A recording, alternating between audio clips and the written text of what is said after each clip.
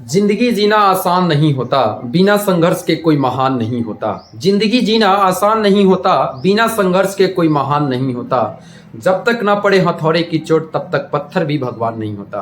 Hello दोस्तों, आज हम लोग बात करेंगे सेट थ्योरी के बारे में। सेट थ्योरी यह एक बहुत ही इंपॉर्टेंट चैप्टर है, इसका यूज जो है वह अदर चैप्टर में भी पड़ता है, जैसे प्रोबेबिलिटी हो गया, इंटायर कैलकुलस हो गया, सीक्वेंस एंड सीरीज हो गया, मतलब अदर चैप्टर में भी सेट के कंसेप्ट का यूज पड़ता है। तो आइए हम लोग स्टार्ट करते हैं कि आखिर यह सेट होता क्या, किसे कहते हैं set.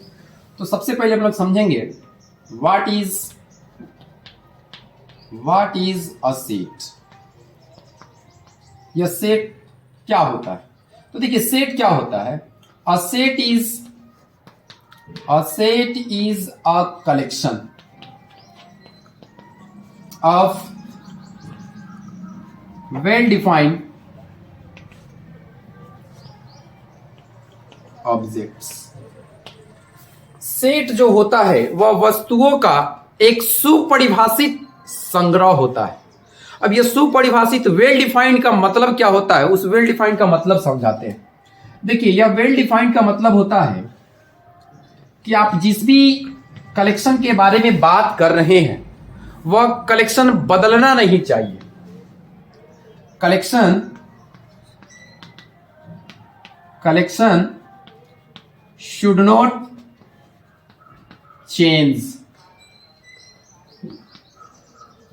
Collection should not change person to person। मतलब व्यक्ति के अनुसार जो है, अगर किसी पहले व्यक्ति से पूछा जाए तो उसका भी जवाब वही होना चाहिए, दूसरे व्यक्ति से पूछा जाए तो उसका भी जवाब वही होना चाहिए, तीसरे व्यक्ति से भी पूछा जाए तो उसका भी जवाब वही होना चाहिए। मतलब व्यक्ति तो बदलना चाहिए लेकिन आपका कंटेंट नहीं बदलना चाहिए। जिस कलेक्शन के बारे में बात कर रहे हैं उसका आंसर नहीं बदलना चाहिए, तो वह आपका कलेक्शन क्या कहलाएगा? वेल डिफाइंड कहलाएगा। और जो कलेक्शन वेल डिफाइंड होगा वही कलेक्शन क्या कहलाएगा? सेट कहलाएगा। एक एग्जांपल से समझते हैं। जैसे अगर आपसे पूछ लिया जाए कि the collection of natural number less than 8। अब देखिए 8 से कम प्राकृत संख्याओं का संग्रह बताना है। तो बताइए 8 से कम प्राकृत संख्या क्या क्या होगा? 8 से कम प्राकृत संख्या होगा 1, 2, 3, 4, 5, 6, 7, यह होगा। अब क्या कीजिए, आप इसको कर्ली ब्रैकेट के अंतर्गत रख दीजिए और इसका कुछ नाम दे दीजिए, सेटे नाम दे देते हैं। अब बताइए अगर हमसे कोई पूछा कि 8 से कम प्राकृत संख्याओं का संग्रह बताइए, तो हमने क्या जवाब दिया? 1 से लेकर 7 तक, 1, 2, 3, 4, 5, 6, 7। आपसे भी अगर पूछा जाएगा कि बताइए 8 से कम प्राकृत संख्याओं का संग्रह क्या होता है, आपका भी जवाब यही होगा, 1, 2, 3, 4, 5, 6, 7। किसी तीसरे व्यक्ति से भी पूछा जाएगा तो उसका भी जवाब क्या होगा? यही होगा। मतलब व्यक्ति बदल रहा है, क्या कलेक्शन बदल रहा है? नहीं, कलेक्शन नहीं बदल रहा है। इसका मतलब यह कलेक्शन क्या है? वेल डिफाइंड है। और जब यह कलेक्शन वेल डिफाइंड है तो हम बोलेंगे कि यह मेरे लिए क्या है? एक सेट है। बात समझ में आया? चलिए एक दूसरा एग्जांपल भी देते हैं। अगर आपसे पूछा जाए कि the collection of all vowels in the English alphabet. अब बताइए अंग्रेजी वर्णमाला में भवेलों का कलेक्शन बताना है। तो बताइए अंग्रेजी वर्णमाला में भवेल क्या क्या होता है? ए, ई, आई, ओ, यू, यह होता है। इसको भी एक आप कर्ली ब्रैकेट के अंतर्गत रख दीजिए, इसका कुछ नाम दे दीजिए, इसका नाम देते हैं हम लोग बी नाम दे दीजिए।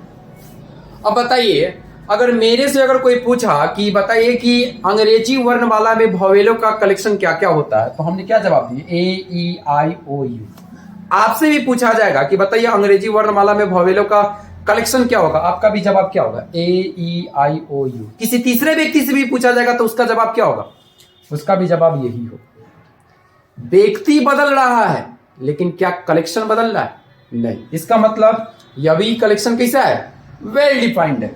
और जब यह कलेक्शन वेल डिफाइंड है तो हम लोग डेफिनेटली तौर पे कह सकते हैं कि यह मेरे लिए क्या कहलाएगा, सेट कहलाएगा। एक और एग्जांपल देते हैं। अगर आपसे बोला गया कि top 5 actress in the Bollywood,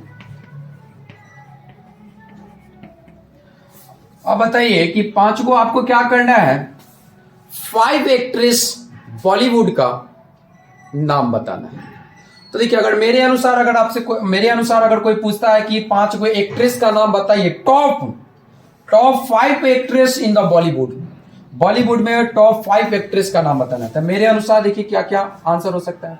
मेरे अनुसार हो जाएगा आपका, मान लीजिए प्रियंका चोपड़ा, ऐश्वर्या राय, माधुरी दीक्षित, आलिया भट्ट, क्या हो गया, 1 2 3 4, एक और ले लीजिए, चलिए ले लेते हैं रानी मुखर्जी, यह हो गया। यह मेरे अनुसार हुआ top 5 actress in the Bollywood में 5 एक्ट्रेस का नाम इतना हो गया, यह नाम बता दी। क्या बताइए अगर हम दूसरे व्यक्ति से भी पूछेंगे तो क्या उसका जवाब यही होगा, नहीं, दूसरा भी हो सकता है।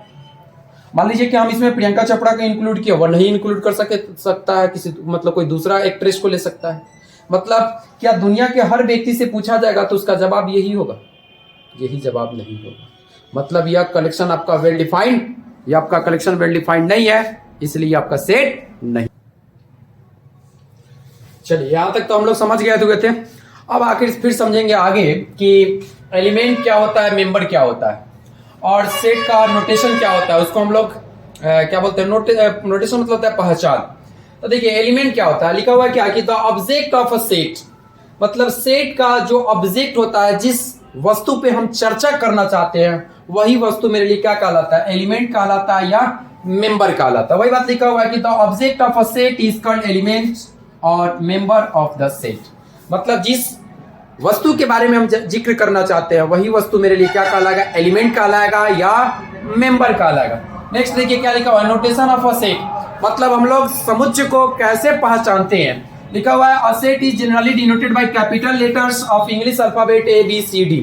मतलब हम लोग सेट को डिनोट करते हैं कैपिटल लेटर से, जबकि उसके एलिमेंट को हम लोग डिनोट करते हैं स्मॉल लेटर से। एक एग्जांपल देके आपको समझाते हैं। अभी आपको समझाए थे, कुछ एग्जांपल दिए थे कि कौन कौन सेट हो सकता है, कौन कौन सेट नहीं हो सकता है, तो तनी ध्यान दीजिएगा।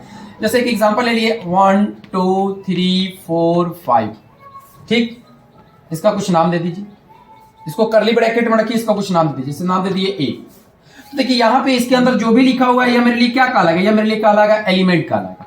क्या कहलाएगा, एलिमेंट कहलाएगा या मेंबर कहलाएगा। अब ये किसका, किस सेट का, तो सेट A का कहलाएगा। तो यह एक क्या है, एक एलिमेंट है, एक मेंबर है, किसका, सेट A का। 2 क्या है, एलिमेंट है, मेंबर है, किसका, सेट A का। 3 भी क्या है, एलिमेंट है, मेंबर है, किसका, सेट A का। बस समझ में आया। एक और एग्जांपल देख लीजिए। मान लीजिए कि यहाँ पे हम लेते हैं एक दूसरा सेट B और यहाँ पे लिखते हैं AEIOU, यह लिख दिए। तो बताइए अब यहाँ पे क्या कहलाएगा, ये सब जितना लिखा हुआ है AEIOU, यह मेरे लिए क्या कहलाएगा, यह मेरे लिए कहलाएगा एलिमेंट्स या मेंबर कहलाएगा। अब बताइए किस सेट का कहलाएगा, तो सेट B का कहलाएगा। बात समझ में आया, कोई डाउट? तो आपको एलिमेंट समझ में आ गया, मेंबर समझ में आ गया, उसमें कोई प्रॉब्लम नहीं, नोटेशन में भी कोई दिक्कत नहीं। चलिए अब हम लोग समझेंगे कि कंसेप्ट ऑफ बिलोंग्स टू या बिलोंग्स टू के कंसेप्ट के बारे में कुछ समझते हैं कि आखिर यह क्या होता है। तो तनी ध्यान दीजिएगा। अगर मान लीजिए कि अगर कोई सेट लिखा हुआ है, सेट A लिखा हुआ, अगर यहाँ पे लिखा हुआ है 1 2 3 4 5, यह लिखा हुआ है, तब थोड़ा इसको समझने का प्रयास कीजिएगा। देखिएगा कि अब इस सेट के अंदर जो है वह एक है कि नहीं है, एक। तो बताइए एक जो है वह सेट A से ताल्लुक रखता है कि नहीं, कुछ रिश्ता रखता है कि नहीं, रखता है। मतलब जो आपका वन जो है वह सेट ए के अंदर है कि नहीं है, तो हम बोलेंगे कि वन बिलोंग्स टू सेट ए।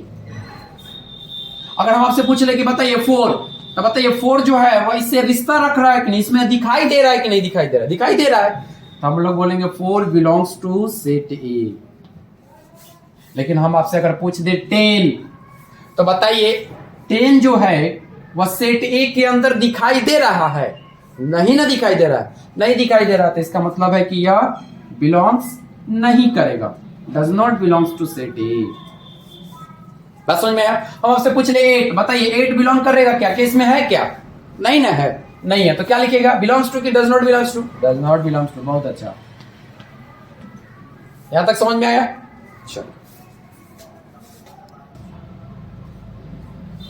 चलिए तो अब हम लोग देखेंगे कि सेट को रिप्रेजेंट कितने तरीके से किया जाता है। तो एक सेट को हम लोग रिप्रेजेंट करते हैं दो तरीके से।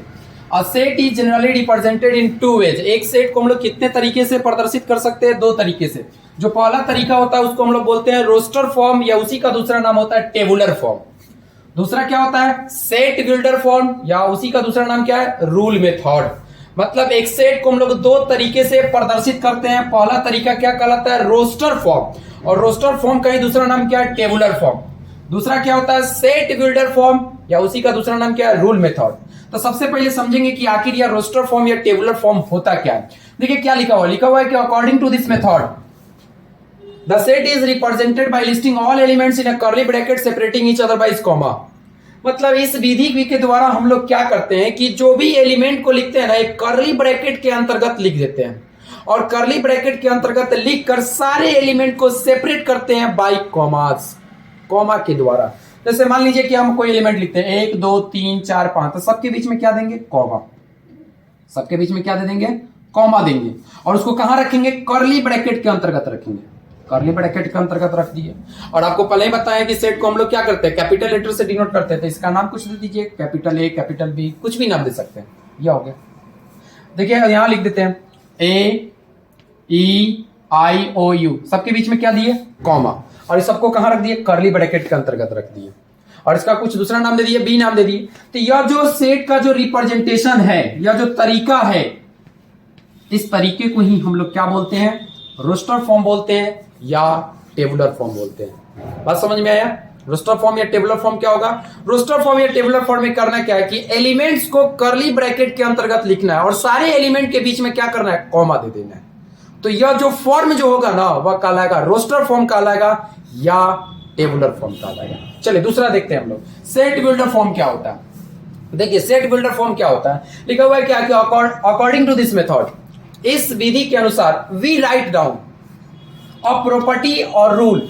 हम लोग क्या करते हैं, इस विधि के अनुसार हम लोग क्या करते हैं कि नीचे लिखते हैं, एक प्रॉपर्टी को लिखते हैं या एक रूल को लिखते हैं, जो क्या करता है कि उस सेट के सारे एलिमेंट को सेटिस्फाइड कर देता है।